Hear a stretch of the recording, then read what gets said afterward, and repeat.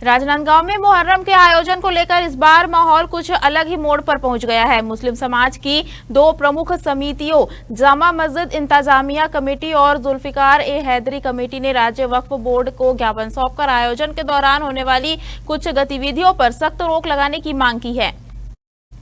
ज्ञापन में शेर बनने, बाजा धुमाल, हथियारों के प्रदर्शन और भीड़ को प्रभावित करने वाली गतिविधियों को लेकर आपत्ति जताई गई है।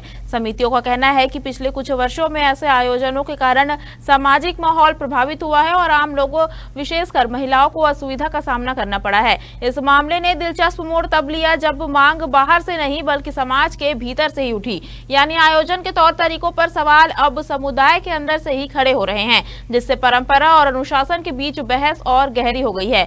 वक्फ बोर्ड ने मामले को गंभीरता से लेते हुए पुलिस प्रशासन को पत्र भेजकर कानून व्यवस्था बनाए रखने और आवश्यक कार्रवाई के निर्देश दिए हैं। दरअसल प्रशासन के सामने अब चुनौती यह है कि धार्मिक भावनाओं और सार्वजनिक शांति के बीच संतुलन कैसे साधा जाए। अभी कुछ दिन पहले भिलाई और बिलासपुर में उर्स मनाया गया था, जिसमें बहुत ज्यादा हुड़दंग हुआ था। शराब के नशे की हालत में लोग थे, गाना बजाना हुआ था, नचनियों को ला करके नाच गाना हुआ था। तो इसका संज्ञान लेते हुए रजाए मुस्तफा कमेटी द्वारा रायपुर में ज्ञापन अध्यक्ष जो सलीम राज हैं छत्तीसगढ़ बोर्ड उनको दिया गया था।